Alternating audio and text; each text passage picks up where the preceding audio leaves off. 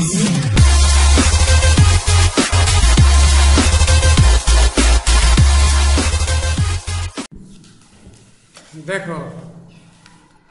আমরা গত ক্লাসে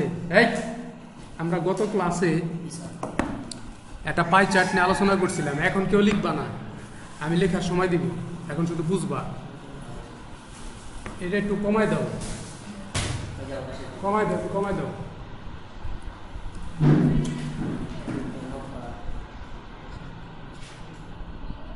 হ্যাঁ হয়েছে। শোনো, গত ক্লাসে আমরা একটা পাই চার্ট পড়াইছিলাম, আজকে একটা পাই চার্ট পড়াবো। আমরা বেশি না, 3টা পাই চার্ট পড়াবো, ঠিক আছে? গতকাল একটা পড়াইছি, আজকে একটা পড়াবো, ঠিক আছে? আগামী ক্লাসে একটা পড়াবো, 3টা পড়াবো। এরপরে আর পড়াবো না, এরপরে তোমরা নিজেদের থেকে লিখে নিবা, ঠিক আছে? আজকে যে পাই চার্টটা দেখাচ্ছি সেটা হচ্ছে the pie chart blue shows the percentage of a family's household income distributed into different categories. Describe the pie chart in 150 words. বলতেছে যে এই পাই চার্টটি একটি পরিবারের বা একটি ফ্যামিলির যে আয়, সে আয়টা বিভিন্ন খাতে কত পার্সেন্ট ব্যয় হয় সেটাই দেখাচ্ছে।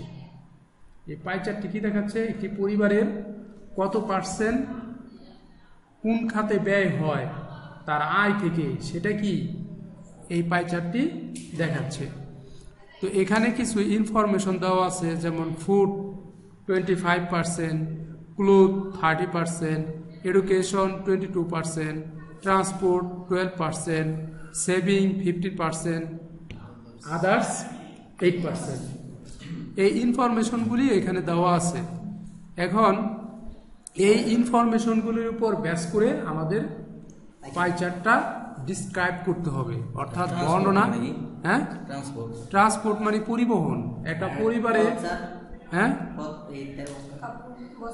ক্লোথ, বস্ত্র, কাপড় চোপড়। আমরা মানে একটা পরিবার কাপড় চোপড় ক্রয় করে কত পার্সেন্ট ব্যয় করে, খাবারের জন্য কত পার্সেন্ট ব্যয় করে, শিক্ষার জন্য কত পার্সেন্ট ব্যয় করে, পরিবহনের জন্য কত পার্সেন্ট ব্যয় করে, এবং ব্যাংকে জমা বাবদ, সেভিং বাবদ কত পার্সেন্ট ব্যয় করে, এবং অন্যান্য খাতে কত পার্সেন্ট ব্যয় করে, সেটা কি এখানে দেখানো হয়েছে।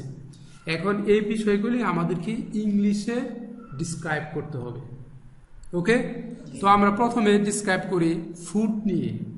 তো আমরা যদি বাংলায় বলি তাহলে আমরা এইভাবে বলবো যে আমরা পাই চার্ট থেকে দেখতে পাচ্ছি যে একটি পরিবারের আয়ের 25% ব্যয় করে খাদ্যের জন্য। আমি বাংলাটা আবারও বলতেছি, আমরা পাই চার্ট থেকে দেখতে পাচ্ছি, বা আমরা এই চার্টটি থেকে দেখতে পাচ্ছি একটি পরিবারের আয়ের 25% ব্যয় করে খাদ্যের জন্য। তাহলে এই কথাটা আমরা এখন ইংলিশে বলবো। কি বলবো? From the pie chart, pi chart we can see that, আমরা দেখতে পাচ্ছি যে এ ফ্যামিলিজ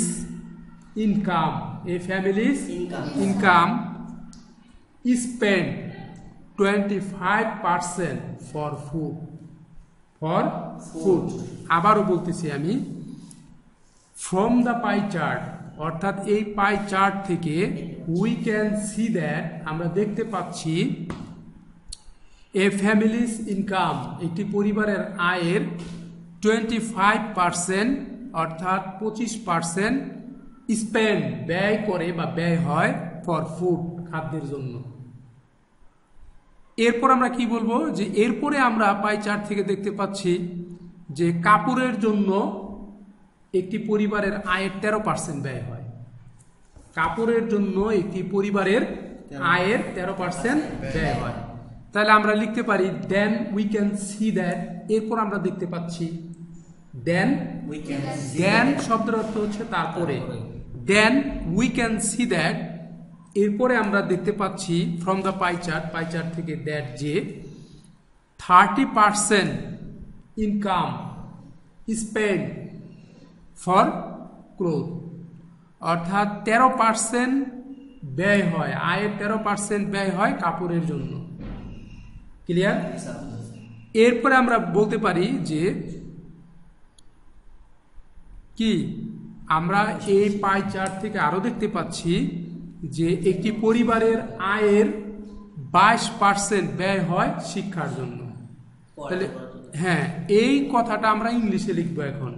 কি লিখবো? From the pie chart we can also see that, from the pie chart we can also see that a family's income spend 22% for education. spend মানে ব্যয় করা। spend শব্দের অর্থ হচ্ছে কি? ব্যয় করা। এরপরে কি? পরিবহনের জন্য একটি পরিবারের তার আয়ের 12% ব্যয় হয়। তাহলে আমরা লিখবো ইংলিশে এই কথাটি যে then we can see that a family's income spend 12% for transport. অর্থাৎ একটি পরিবারের আয়ের 12% ব্যয় হয় পরিবহনের জন্য। আবারও বলতেছি, from the pie chart we can also see that a family's income spend 12% for transport. এরপর আছে কি? সেভিং, অর্থাৎ সেভিং এর জন্য 15% ব্যয় হয় একটি পরিবারের আয়ের। তাহলে এই কথাটা আমরা লিখব যে হ্যাঁ হ্যাঁ সেভিং এর জন্য we can also see that, আমরা এখান থেকে আরো দেখতে পাচ্ছি a family's income 15% spend for saving, 15% spend for saving. এবং সর্বশেষ আমরা দেখতে পাচ্ছি যে একটি পরিবারের অন্যান্য খরচের জন্য ব্যয় হয় 8%। তাহলে এই কথাটা আমরা বলবো যে at last we can see that, অথবা from the pie chart at last we can see that, pi chart থেকে অবশেষে আমরা দেখতে পাচ্ছি a family's income spend 8% for others, অন্যান্য জিনিসের জন্য কি ব্যয় হয়। এরপরে আমরা যে জিনিসটা লিখবো সেটা হচ্ছে তোমার হাইলাইটস করব। হাইলাইটস কিভাবে করে? পুরা চার্টটা দেখার পর, সম্পূর্ণ চার্টটা দেখার পর আমরা দেখবো যে এখানে সর্বোচ্চ কোন খাতে ব্যয় হয় এবং সর্বনিম্ন কোন খাতে ব্যয় হয়, এই জিনিসটাকে আমরা একটু হাইলাইটস করব শেষে গিয়ে। তাহলে হ্যাঁ হাইলাইটস করতে হবে। তাহলে আমরা শেষে লিখতে পারি from the whole pie chart, from the whole pie chart, সমগ্র, ফুল অথবা হুল, হুল মানে সমগ্র, ফুল মানে সম্পূর্ণ, কোনো সমস্যা নেই, যে কোনো একটা লিখতে পারো। from the full chart, from the whole chart, কোনো সমস্যা নেই।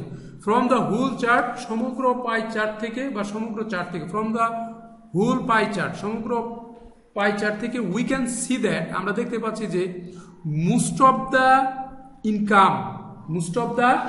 income spent of a family for food, and it is 25%. It is 25%, and then 22% for education. 22% for education, and it is the highest spend. Then the lowest অথবা the fewest অথবা lowest spend is 8% for others. অমনোযোগী ছিলাম। হ্যাঁ আবারও বলি শোনো, অর্থাৎ শেষে আমরা হাইলাইটস করব। হাইলাইটসটা কি? সর্বোচ্চ কত, সর্বনিম্ন কত। তো সর্বোচ্চ হচ্ছে 25%, কিসের জন্য? খাদ্যের জন্য। তাহলে আমরা লিখি ফ্রম দ্য পাই চার্ট অথবা from the whole pie chart we can see that 25%, sorry, most of the income spent for food of a family. একটি পরিবারের সবচেয়ে বেশি খরচ হচ্ছে খাদ্যের জন্য, এবং সেটি কি 25%, and the lowest spent for others, and it is 8%, এবং সবচেয়ে কম খরচ হচ্ছে অন্যান্য জিনিসের জন্য, এবং সেটা হচ্ছে কি 8%। আমি কি এতটুকু সবাইকে বুঝাতে পারছি? Yes, sir. যদি সবাইকে বোঝাতে পারি তাহলে এই পাই চার্টটা এখন খাতায় আর্ট করবা এবং এই তথ্যগুলি লিখবা। তোমরা কালকে এটা লিখে নিয়ে আসবা, আমি আর আজকে লিখে দিব না, কারণ হচ্ছে কি আগের ক্লাসে আমি লিখে দিছি। Okay, sir. ট্রান্সপোর্ট মানে হচ্ছে পরিবহন, Spell. Sir, ঠিক আছে? Spell. SPEND, SPEND. Spend. Spend. হ্যাঁ, মানে ব্যাগ। Spend means bag,